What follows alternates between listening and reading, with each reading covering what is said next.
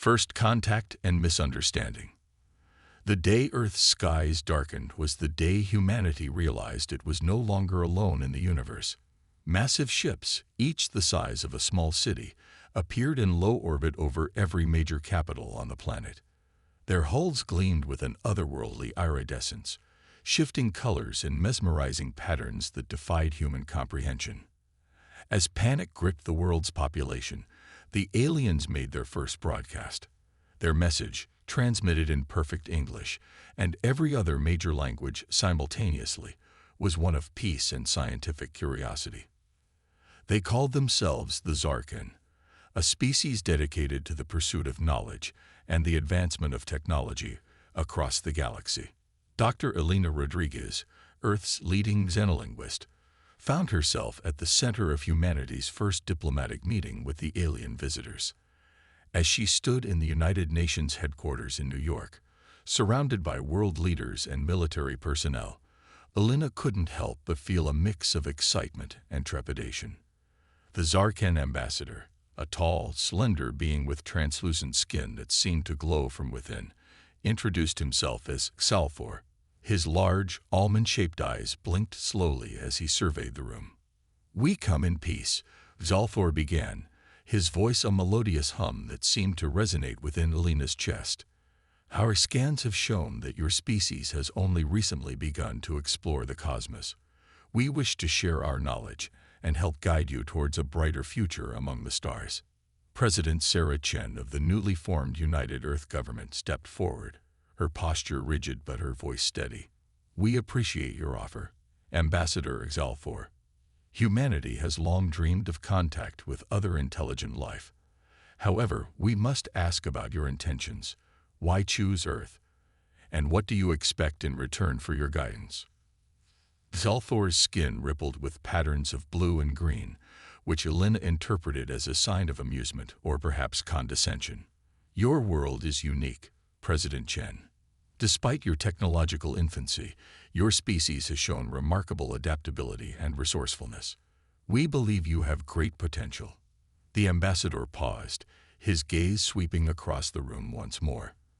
"As for what we expect in return, we merely ask for the opportunity to study your world and your people.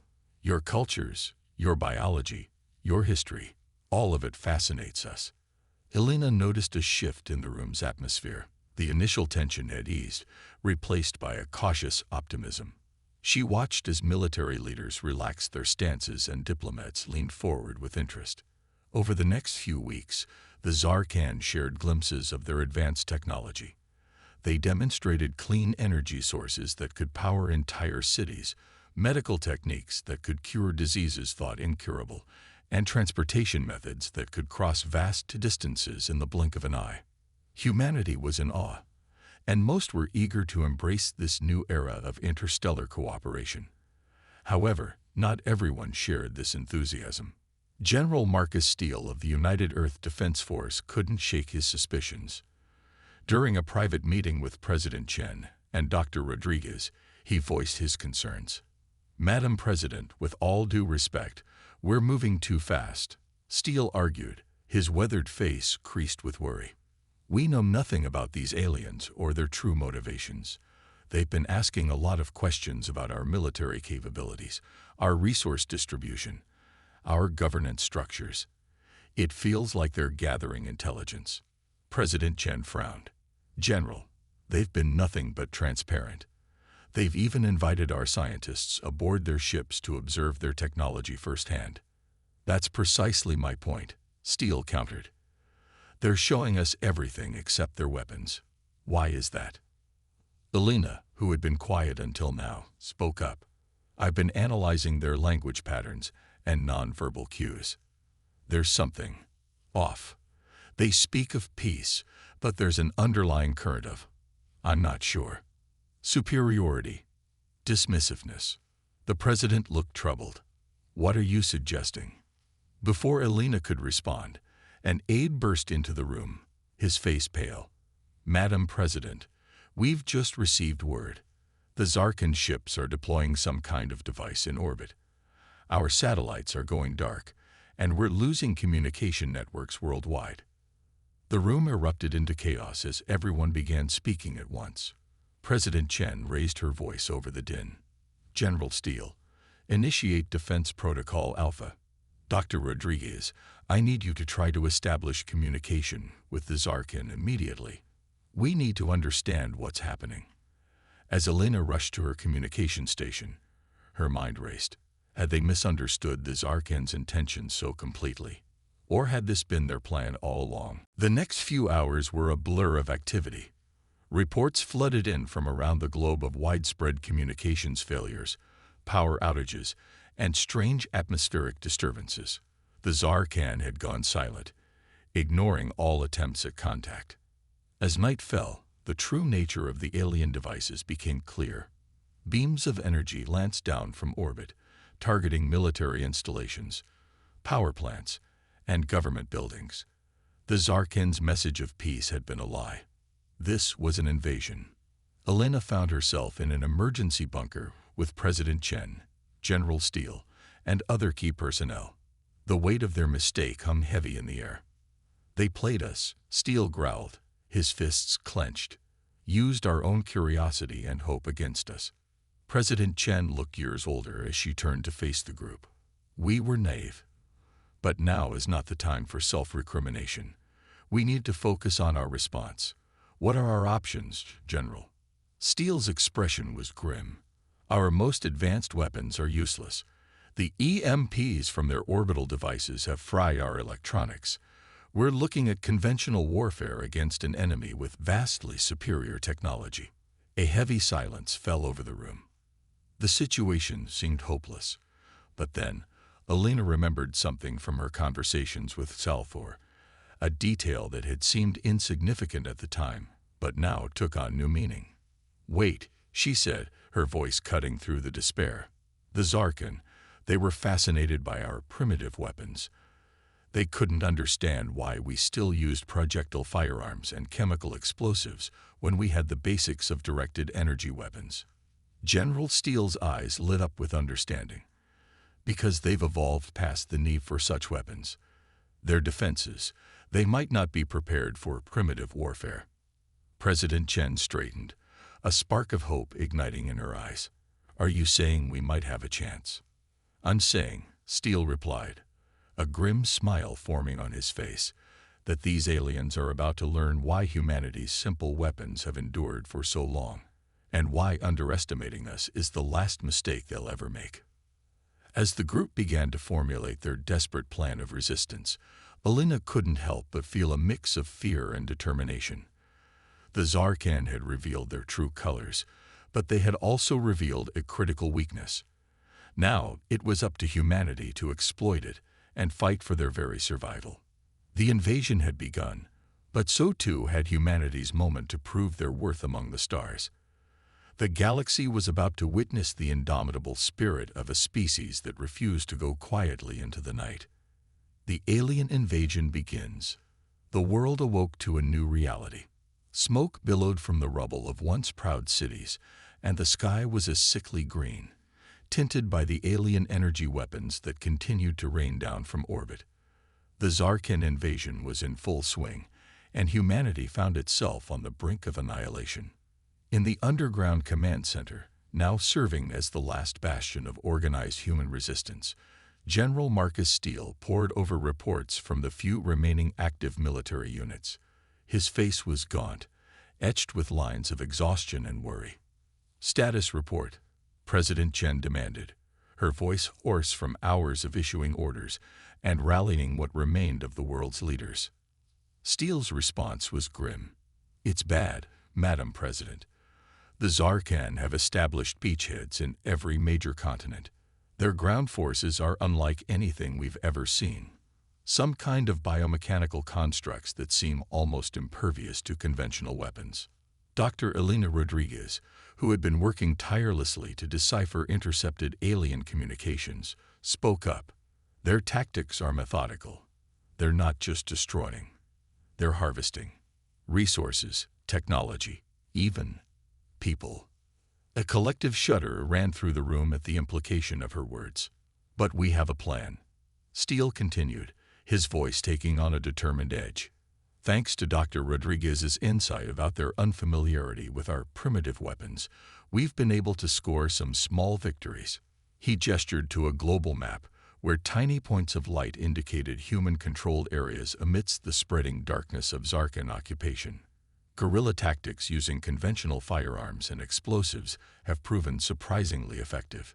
The aliens seem to have difficulty tracking non-electronic weapons, and their personal shields are calibrated for energy weapons, not kinetic impacts. President Chen nodded, a glimmer of hope in her eyes. It's not much, but it's something. What's our next move? Before Steele could respond, alarms blared throughout the bunker. A young lieutenant burst into the room, his face pale. "Sir, we've got incoming." Zarkan dropships, at least a dozen, headed straight for us. The room erupted into controlled chaos as personnel rushed to battle stations. Steele turned to the president, his expression grim but determined. "Madam President, we need to evacuate you immediately. We can't risk." "No," Chen interrupted, her voice firm. "I will not abandon our people. If this is to be our last stand, I'll face it alongside every other defender." Steele nodded, respect evident in his eyes. "Then let's give these bastards a fight they'll never forget." As the bunker prepared for imminent assault, Alina found herself thrust into an unexpected role. Her understanding of Zarkan communication protocols made her vital to coordinating the defense. The first impacts shook the facility as alien weapons sought to penetrate the reinforced structure. Dust rained from the ceiling, and the lights flickered ominously. "They're trying to burn through the outer defenses," someone shouted over the din. Steele's voice cut through the chaos. "Remember your training. Conventional weapons only. Aim for joints and sensory organs. And whatever you do, don't let them take you alive." The next hours were a blur of smoke, gunfire, and desperate hand-to-hand combat. The defenders fought with a ferocity born of knowing this might be humanity's last stand. Simple firearms and crude explosives proved surprisingly effective against the technologically superior invaders. Alina found herself in the thick of the fighting, relaying orders and translating intercepted Zarkan commands. She watched in awe as President Chen, armed with nothing more than a service pistol, stood shoulder to shoulder with seasoned soldiers, her presence a rallying point for the beleaguered defenders. As the battle raged, a strange thing began to happen. The Zarkan assault faltered. Their coordinated attacks became disjointed, and their seemingly invincible war machines began to fall to concentrated fire from weapons they had dismissed as primitive. In a lull between attacks, Alina noticed something on her communication panel. "General Steele." She called out, "I'm picking up some strange chatter from the Zarkan forces. They seem confused, almost panicked."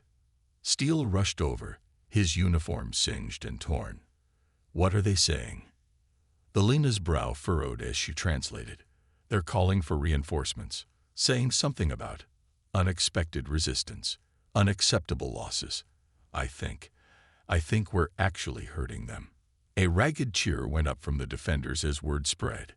The aliens, for all their advanced technology, had underestimated the sheer tenacity and adaptability of their human opponents. As the hours wore on, the Zarkan assault weakened.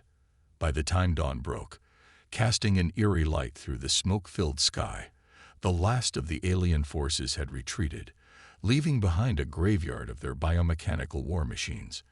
In the aftermath, as medical teams tended to the wounded and engineers worked to restore critical systems, President Chen called a meeting of the surviving leadership. "What we've done here today," she began, her voice thick with emotion, "is nothing short of miraculous. We've proven that humanity will not go quietly into the night, but this is just the beginning." General Steele nodded gravely. "The Zarkan will be back, and in greater numbers. They'll adapt to our tactics, try to counter our advantages. We need to press our momentum, take the fight to them before they can regroup." Alina, her mind racing with possibilities, spoke up. "I think I might have an idea.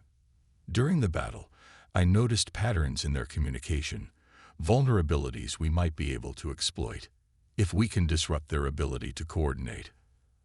As the group huddled around maps and tactical displays, a new sense of purpose filled the air. They had survived the initial onslaught, but the real war was just beginning. Humanity had revealed hidden strengths, a resourcefulness and determination that had caught their alien invaders off guard. In the coming days, as news of their victory spread, pockets of resistance around the globe would take heart. The legend of how a bunker full of humans armed with primitive weapons had repelled an alien assault would inspire millions. But for now, in the quiet aftermath of battle, the defenders allowed themselves a moment of victory. They had looked into the face of annihilation and not blinked. They had shown the Zarkan, and themselves, that humanity was a force to be reckoned with. As the meeting adjourned and plans were set in motion, Alina caught a glimpse of the sky through a damaged section of the bunker. The sickly green had begun to fade, and through the dissipating clouds, she could see the faint twinkle of stars. In that moment, she realized that the battle for Earth was also a battle for humanity's place in the cosmos, and they had just taken their first, defiant step towards claiming it. Humanity's unexpected counterattack. The weeks following the successful defense of the underground command center saw a dramatic shift in the tide of war.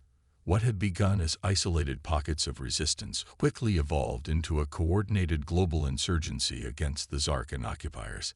Humanity, it seemed, refused to go down without a fight. Dr. Elena Rodriguez found herself at the heart of this burgeoning resistance movement.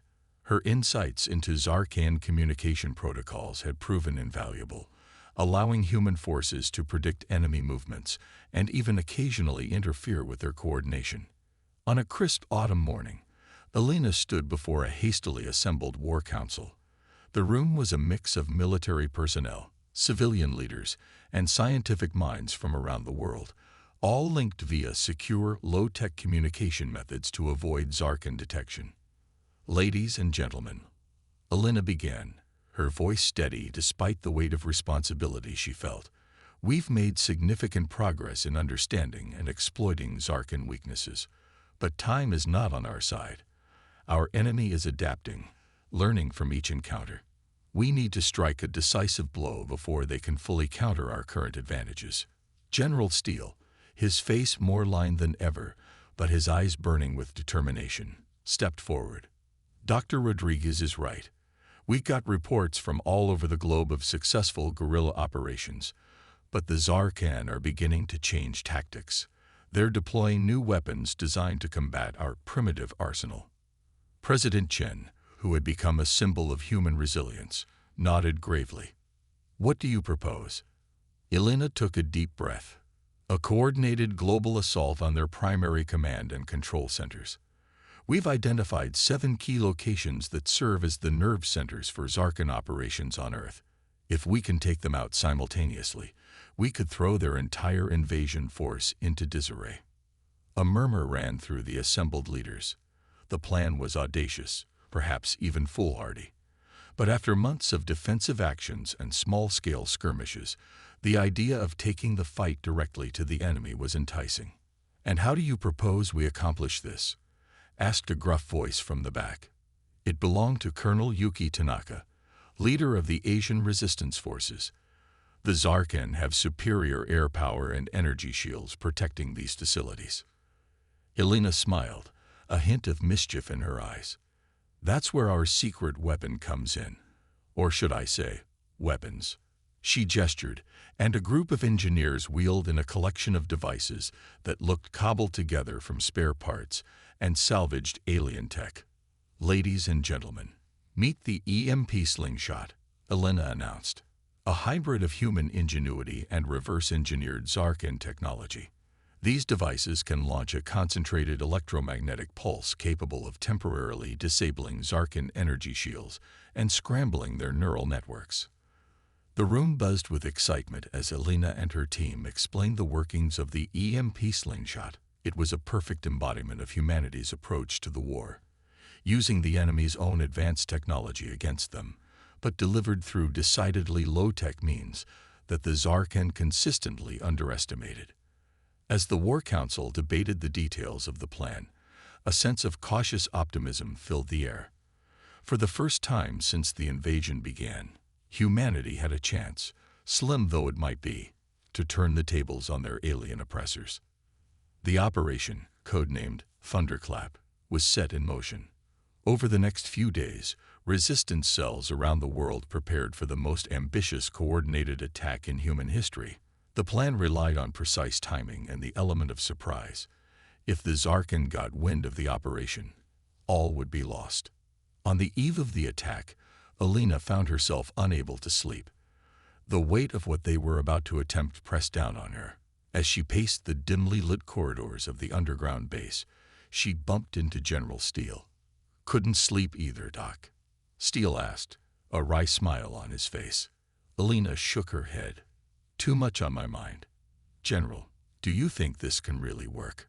Are we just sending more people to their deaths?" Steele's expression softened. "Alina, when this war started, I thought we were done for. But you, and people like you, showed me that humanity's greatest strength isn't in our weapons or our technology. It's in our ability to adapt, to think creatively, to face impossible odds and still find a way forward." He placed a comforting hand on her shoulder. "Whatever happens tomorrow, know that you've given us something we desperately needed: hope." As dawn broke, Operation Thunderclap commenced. Around the globe, small teams of resistance fighters armed with EMP slingshots and conventional weapons launched simultaneous assaults on Zarkan command centers. The initial stages of the attack went better than anyone had dared hope. The EMP slingshots worked as intended, temporarily disabling Zarkan defenses and sowing confusion among their ranks. Human forces, using tactics honed through months of guerrilla warfare, pressed their advantage. In the command center, Alina and the leadership team watched with bated breath as reports flooded in from around the world. Screens lit up with indicators of human advances, Zarkan retreats, and fierce battles raging at each of the 7 targets. "New Delhi Command Center neutralized," came one jubilant report. "Rio de Janeiro facility has fallen," announced another. But the Zarkan were not about to give up their hold on Earth so easily. As the hours wore on, they began to rally, bringing in reinforcements and deploying new, terrifying weapons that seemed designed specifically to counter human tactics. "We're losing ground in Sydney," reported a grim-faced communications officer. "The Zarkan have some kind of sonic weapon. Our people can't get close." Similar reports began to come in from other theaters. The initial human advance was being pushed back, the price paid in blood and lives. As the situation grew increasingly dire, Alina's mind raced. There had to be a way to regain the initiative, to press home their advantage before it slipped away entirely. And then, studying the global tactical display, she saw it. A pattern in the Zarkan counterattacks, a vulnerability that might just turn the tide once more. "General Steele, President Chen," she called out, her voice cutting through the tension in the room. "I have an idea. It's risky, but it might be our only chance." As Alina outlined her plan, a mix of hope and desperation filled the room. It would require perfect timing, unwavering courage, and more than a little luck. But as they looked at the alternatives, a slow, grinding defeat or a swift annihilation, they knew they had to try. Orders were swiftly relayed to the embattled human forces around the globe. As the plan was put into motion, Alina found herself holding her breath, silently urging on every resistance fighter, every desperate human soul fighting for the future of their species. The next few hours would determine the fate of humanity. Would Operation Thunderclap be remembered as the moment when the human spirit triumphed against impossible odds? Or would it mark the last futile stand of a doomed species? As reports continued to flood in, painting a picture of heroism, sacrifice, and desperate struggle, Alina steeled herself for whatever was to come. Win or lose, humanity had proven itself a force to be reckoned with. The Zarkan and the galaxy at large would never again make the mistake of underestimating the power of human ingenuity and determination. The fate of Earth hung in the balance, and the next move belonged to humanity.